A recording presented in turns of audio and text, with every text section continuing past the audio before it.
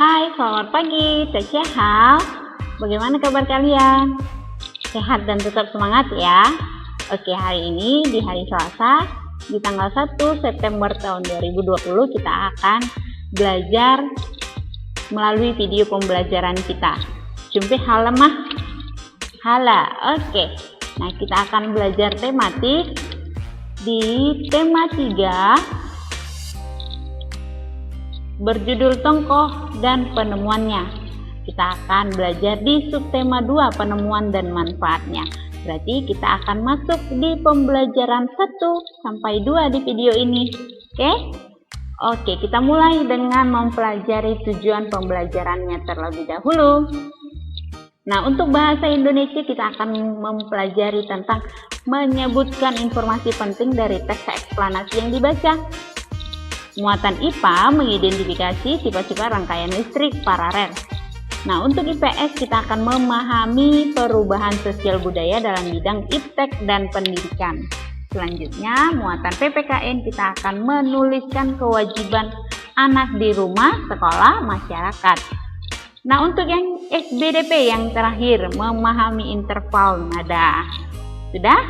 Oke, kita mulai dengan muatan bahasa Indonesia di halaman 171 berjudul tentang mengidentifikasi kalimat efektif dalam teks eksplanasi.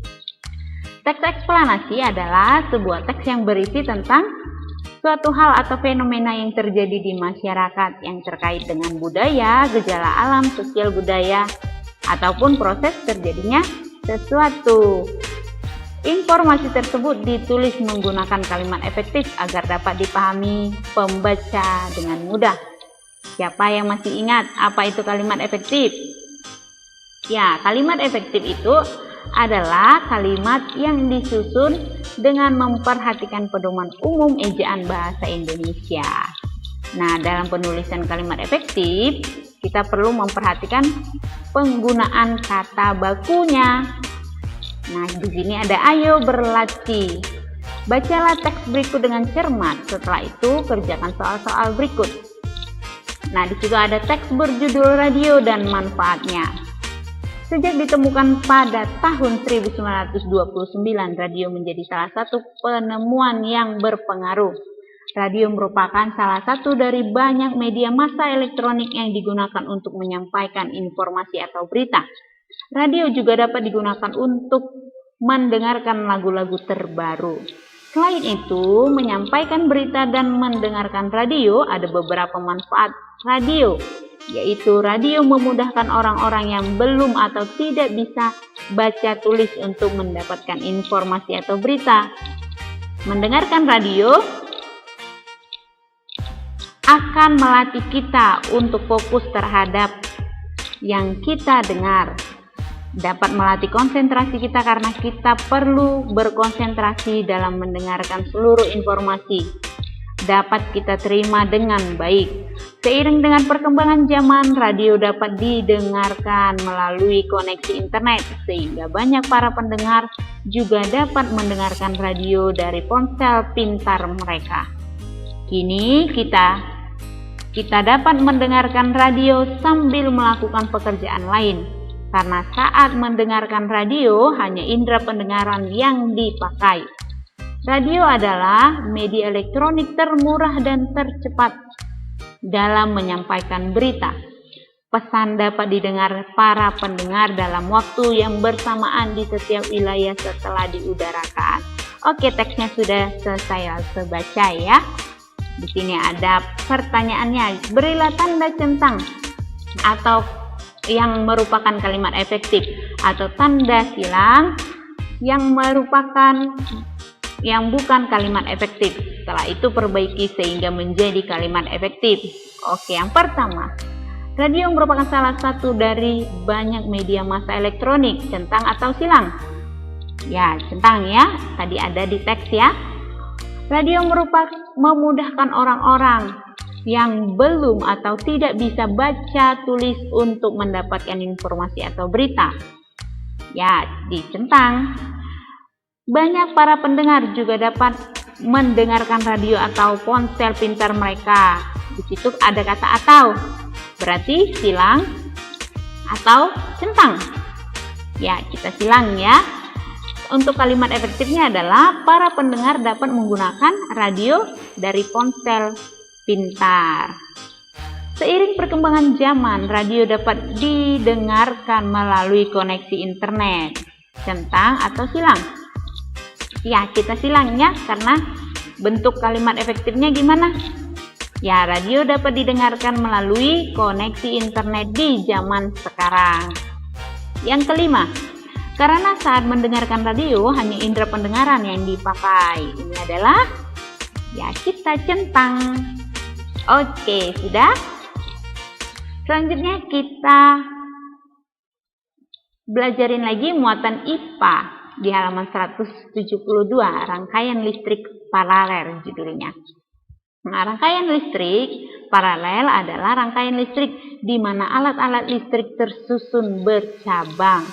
Pada rangkaian paralel, jika aliran listrik ke salah satu alat listrik terputus, alat listrik lainnya belum tentu ikut padam. Contohnya apa? Nah, rangkaian listrik di rumah kita. Lalu, rangkaian listrik lampu lalu lintas. Nah, dia bercabang-bercabang, ya kan? Tapi kita masih bisa nyalain satu-satu lampu atau alat elektronik kita, kan? Iya. Oke, perhatikan gambar rangkaian paralel di bawah ini, di sebelah kiri ada ya. Nah, pada rangkaian tersebut lampu 1 dan lampu 2 dipasang secara paralel atau berbentuk cabang. Jika lampu 1 padam, lampu 2 akan tetap menyala karena aliran listrik dari baterai dapat melewati cabang kabel yang lain. Pada rangkaian paralel, setiap lampu mendapat tegangan listrik yang sama sehingga terang semua lampu juga sama. Oke, di halaman 173 ada ayo berlatih, kerjakan soal-soal berikut. Yang pertama, apa yang membedakan listrik rangkaian paralel dengan seri? Ya, kalau paralel itu disusun secara bercabang dan aliran listrik ke salah satu listriknya diputus, tapi listrik yang lain tidak ikut padam. Selanjutnya yang untuk seri, susunan rangkaian seri. Dia bersusun secara berurutan dan tidak bercabang. Jika salah satu lampunya padam, maka lampu yang lain juga padam karena listriknya terputus ya. Untuk nomor 2, tuliskan contoh pemanfaatan rangkaian paralel dalam kehidupan sehari-hari. Ya, untuk pemasangan lampu lalu lintas dan pemasangan listrik di rumah-rumah. Kita lanjut dengan nomor 3, gambarkan sebuah rangkaian listrik paralel dengan 3 baterai dan 3 lampu. Berarti ada 3 baterai dan 3 lampu ya. Oke, kira-kira gambarnya seperti ini. Kalau kalian juga beda boleh ya. Yang penting ingat baterainya ada 3 dan listriknya ada 3 ya. Baterainya juga dipasang seperti yang tertera pada gambar yang di sebelah sini ya. Oke, dia disusun positif, negatif, positif, negatif. Simpai? Oke, kita lanjut dengan muatan IPS di halaman 173 berjudul Perubahan Sosial Budaya dalam Bidang Iptek dan Pendidikan. Nah, pertama, zaman dahulu itu masyarakat memperoleh ilmu pengetahuan hanya dari sekolah dan buku karena teknologi pada saat itu masih terbatas. Lalu lama-lama teknologi berkembang, hadirnya radio. Masyarakat memperoleh informasi dan pengetahuan dari radio yang disampaikan secara lisan. Selanjutnya di sini ada lagi, seiring kemajuan ipteknya, lahirlah dia televisi yang dapat menyampaikan informasi berupa gambar dan suara. Jadi masyarakat dapat menonton berita ataupun acara televisi. Oke?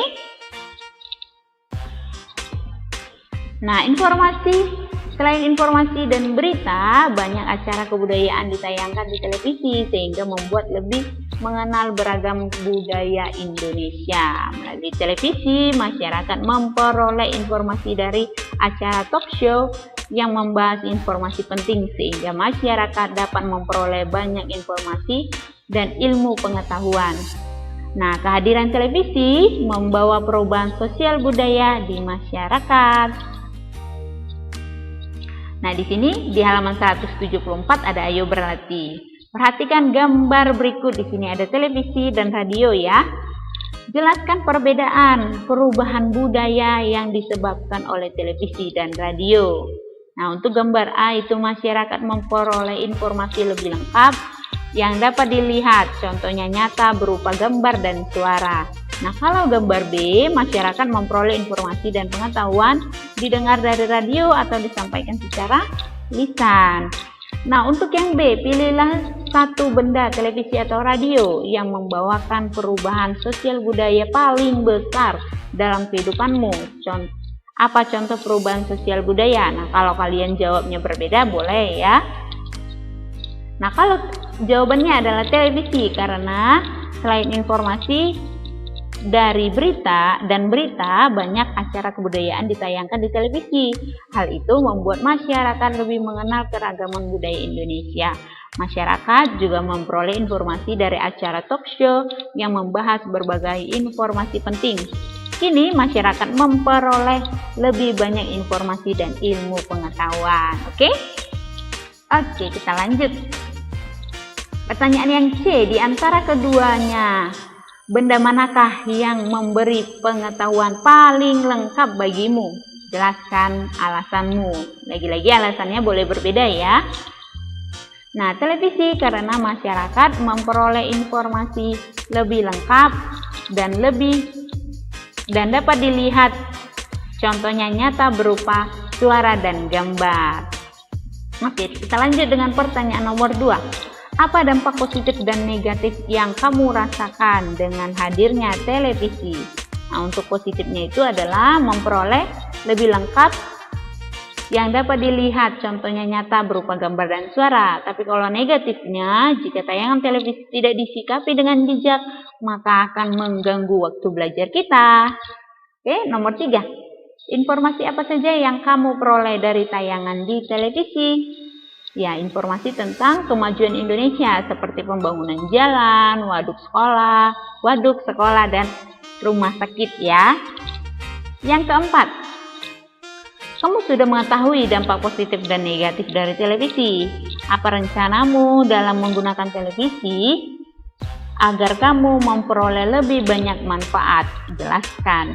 Nah, memperoleh informasi bisa dilihat berupa gambar dan suara, dan pemilihan tayangan televisi sesuai umur, dan menonton televisi 1 jam setelah belajar ya. Nimpang ya. Oke, kita lanjut dengan muatan PPKN di halaman 174 berjudul tentang kewajiban anak di rumah, sekolah, dan masyarakat. Nah, penggunaan hak harus seimbang dengan pelaksanaan kewajiban. Misalnya kita berhak menggunakan lampu, namun kita juga berkewajiban dalam menghemat penggunaan listrik.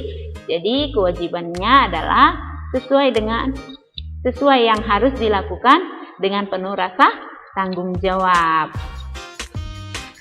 Oke, contohnya bagaimana? Contoh kewajiban yang harus kita lakukan sebelum menggunakan hak kita. Nah, kewajiban kita di rumah adalah mematikan televisi setelah selesai menonton, merapikan tempat tidur setelah bangun, merapikan mainan setelah bermain, menghormati orang tua, menjaga kebersihan rumah. Nah, selanjutnya, kewajiban di sekolah.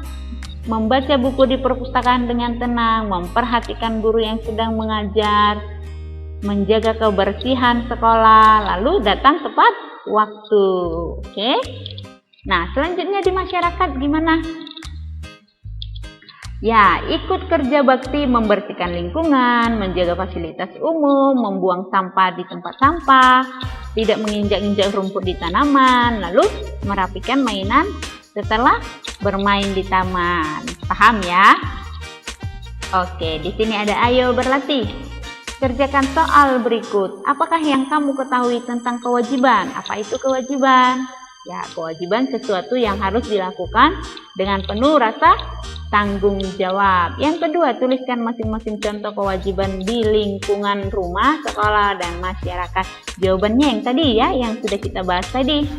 Nah, kalau di rumah dia menonton TV, mematikan televisi setelah selesai, merapikan tempat tidur setelah bangun, merapikan mainan setelah selesai bermain, menghormati orang tua, menjaga kebersihan rumah. Lalu kalau yang di sekolah, membaca buku di perpustakaan dengan tenang, memperhatikan guru yang sedang mengajar, melaksanakan piket kelas, menjaga kebersihan sekolah, datang tepat waktu, kan? Lalu untuk di masyarakat, ikut kerja bakti, membersihkan lingkungan, menjaga fasilitas umum, membuang sampah di tempat sampah, tidak menginjak-injak rumput dan tanaman, merapikan mainan setelah bermain di taman. Oke. Nah, untuk nomor 3. Apakah pelaksanaan kewajiban berikut sudah bertanggung jawab? Jelaskan alasanmu. Yang A. Andi merapikan buku dan alat tulis setelah selesai belajar. Benar tidak? Ya, sudah ya. Karena setelah selesai belajar tentu kita harus merapikan sendiri buku dan alat tulis kita. Untuk yang B. Sidika meminta tolong ibu merapikan mainan yang digunakan. Minta tolong, belum ya, masa dia tidak bertanggung jawab ya. Kita harus bertanggung jawab untuk merapikan mainan setelah bermain dan tidak menunggu orang tua untuk meminta kita untuk merapikannya. Nah, kalau C, Doni datang lebih awal melaksanakan piket kelas, berarti sudah ya, karena hak kita adalah mendapatkan pengetahuan yang sudah menjadi kewajiban kita untuk menjaga kelas yang merupakan tempat kita belajar untuk mendapatkan pengetahuan. Untuk yang D, Tony dan teman-temannya bermain kejar-kejaran di rerumputan taman. Benar tidak? Belum ya, masa merusak rumput ya yang ada di taman. Nah, berarti belum, karena kewajiban semuanya adalah untuk menjaga keindahan taman di lingkungan sekitar. Dengan demikian, semua bisa mendapatkan haknya, yaitu menikmati keindahan taman dan sejuknya udara. Oke? Oke, pembelajaran PKN sudah selesai. Kita masuk ke SBDP di halaman 175, berjudul tentang interval nada. Siapa yang masih ingat tentang interval nada dan manfaatnya? Ya, interval nada itu adalah jarak tertentu antara nada yang satu dengan yang lainnya. Adanya interval nada dalam suatu lagu membuat variasi nada dalam lagu sehingga lagu lebih indah didengar, makanya lebih enak ya. Nah, ini adalah tangga nada dan jarak tangga nada. Nah, tangga nadanya itu adalah C, D, E, F, G, A, B, C. C-nya itu nada tinggi ya. Dengan jarak nadanya itu 1, 1,5, 1, 1, 1, dan setengah. Jadi dimasukkan ke tangga nadanya seperti ini.